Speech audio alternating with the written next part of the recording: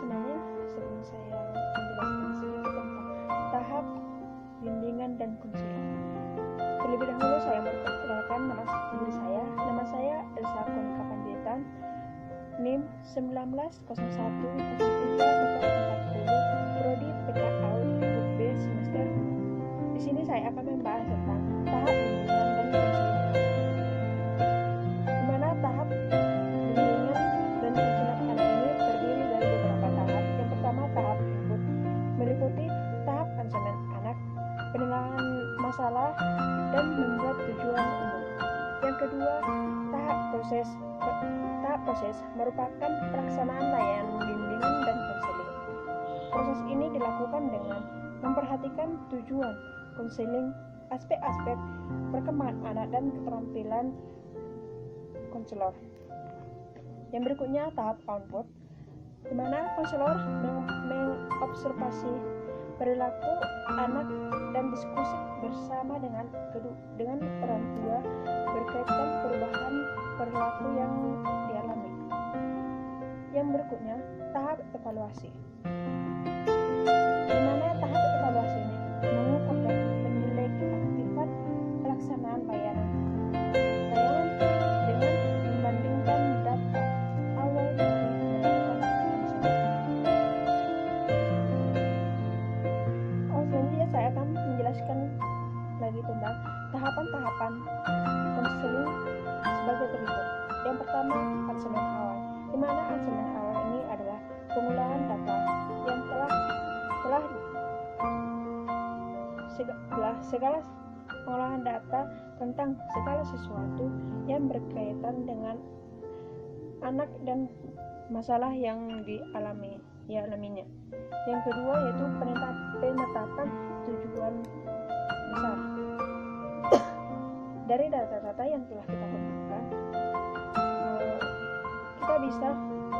kita seharusnya sudah bisa membuat tujuan utama yang diinginkan dan dicapai dalam proses konseling.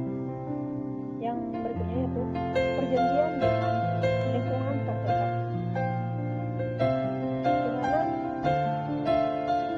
terlebih dahulu konselor akan berdiskusi kepada kedua orang tua agar bisa mencapai apa yang diinginkan oleh anak, agar orang tua tidak cemas akan hal itu tersebut. Yang berikutnya itu memilih media yang tepat, di mana konselor harus bisa terlebih dahulu melihat atau memperhatikan permainan atau media apa yang cocok untuk karakteristik anak laki-laki maupun perempuan. Pendekatan pada anak, di mana pendekatan anak ini tersebut terlebih dahulu dari kedua orang tua, agar konselor tidak kesusahan untuk melakukan pendekatan pada anak tersebut. Yang selanjutnya adalah anak mengutarakan cerita. Di sini juga orang tua yang terlebih dahulu bisa mengutarakan bagaimana cara menjelaskan atau bercerita tentang apa yang anak yang ingin diceritakannya di hadapan teman-temannya, agar sehingga konselor juga lebih mudah melaksanakannya. Membantu anak berpikir secara berbeda.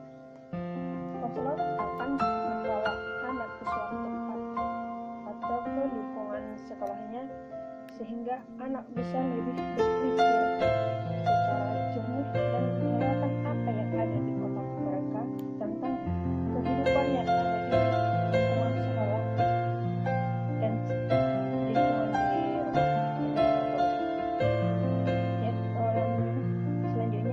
Penilaian akhir dan evaluasi, di mana penilaian